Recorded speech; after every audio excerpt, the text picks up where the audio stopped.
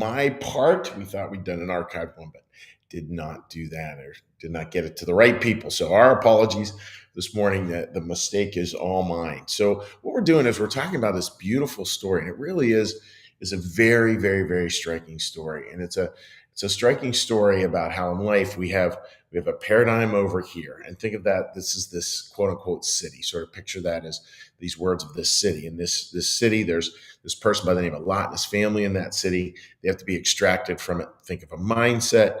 There's a good part of us within that mindset, and yet this mindset is not, it's not healthy, it's not good. And so God's going to lead us out of that and give us a different way of seeing it. And that's held by these beautiful words that we can look at from Genesis 19. And it happened that when they brought them, which is Lot and his family, outdoors, that the angel said, "Escape on your soul. Don't look back behind you. Don't stop for anything anywhere on the plain. Escape to the mountains to keep from being consumed."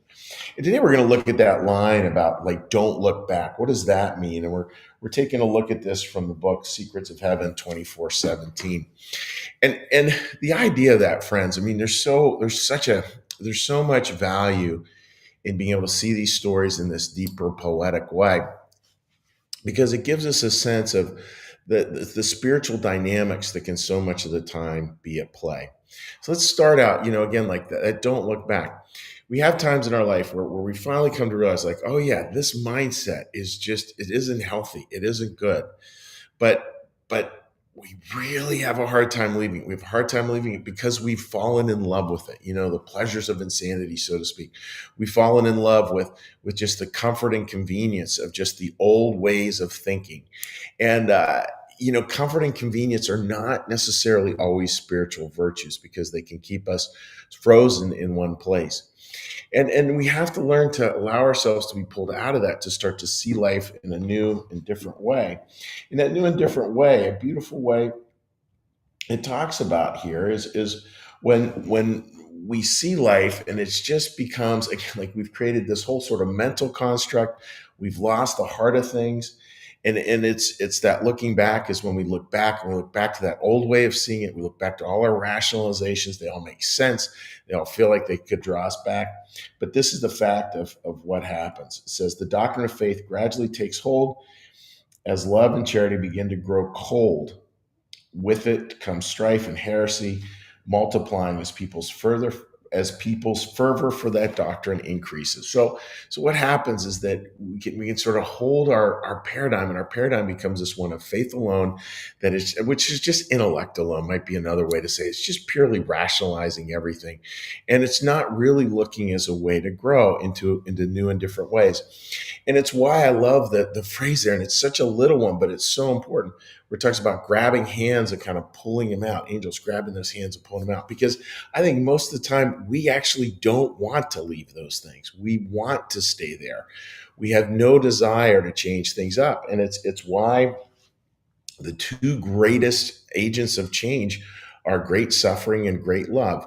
When we suffer, we just can't do it anymore, and that becomes a push. We'll be pushed out of a certain thing because there's so much suffering there. And great love will do the same thing. Great love for a child or a dear partner or whatever. Great love will pull us towards something. But it really is difficult to do. It's difficult to get out of those mindsets. What might be an example of one that we should take note of and just be aware of, and how hard it is to get rid of our rationalizations? Just reading a lot about homelessness and addiction. And I think, friends, we can all see how difficult those things are.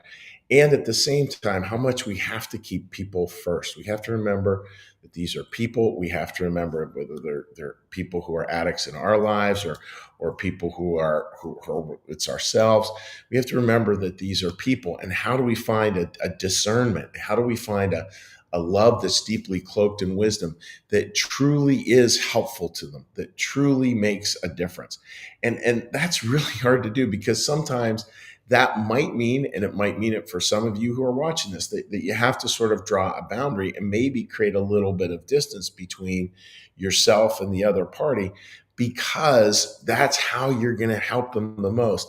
And that hurts because we've created a whole system around that. And yet to be truly loving is to pull it forward, even in a way that may feel, I don't know, like there's just something about that, grabbing by the hands to pull forward, even something that just feels like that. Sometimes I think we have to be willing to do that in uncomfortable ways.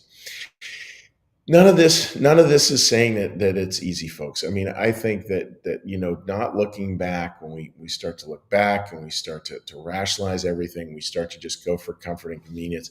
We're not going to be able to pull other people out by their hands. We're not going to be able to allow the Lord to grab our hands and pull us out. Because again, I do want to stress that we rationalize things in a hot second. And yet we have to allow life to continue to move and grow, and learning how to actually embrace some of the discomfort of that all. So the takeaway today is one of like, yeah, find those places, like where are you looking back to, with nostalgia, to a time that was, or a thing that was, where in a sense you're starting to forget that's a place for a good reason, and you really are needing to keep moving in life. Really just allow God to keep pulling you forward, and don't get stuck on looking back. Looking back can have very, very hard consequences, for lack of a better word. So we want to be careful with that. So it's pretty simple, friends. Like don't look back. Keep moving forward. Like life will have its changes and its challenges, and the old way of doing things, of course, it had a few good things to it, but we're moving out of that place for good reasons most of the time. So that's the thought for today, friends. I hope that makes a lot of sense. And what we're going to do now is we're going to do a little prayer. We're going to do a little blessing. We're going to say the Our Father prayer, and then we will see you tomorrow. So I'd ask you, friends, please get a little breath.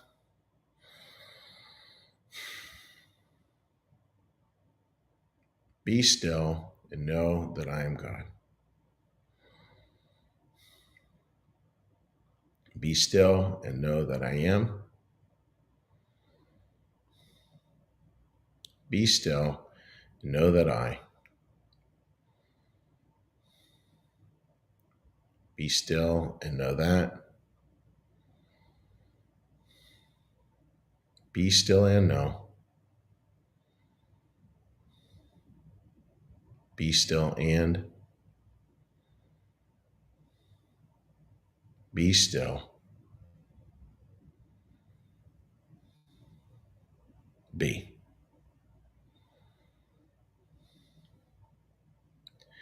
Our Father, who art in the heavens, hallowed be thy name. Thy kingdom come, thy will be done, as in heaven, so upon the earth. Give us this day our daily bread, and forgive us our debts, as we also forgive our debtors. And lead us not into temptation, but deliver us from evil. For thine is the kingdom, and the power, and the glory forever. Amen. May the Lord bless you and keep you. May the Lord make his face to shine upon you and be gracious unto you. May the Lord lift up his countenance upon you and bring you peace and bring you home. Amen. All right, dear friends, wishing you all the very best, and we will see you live tomorrow morning. Take care. Bye-bye.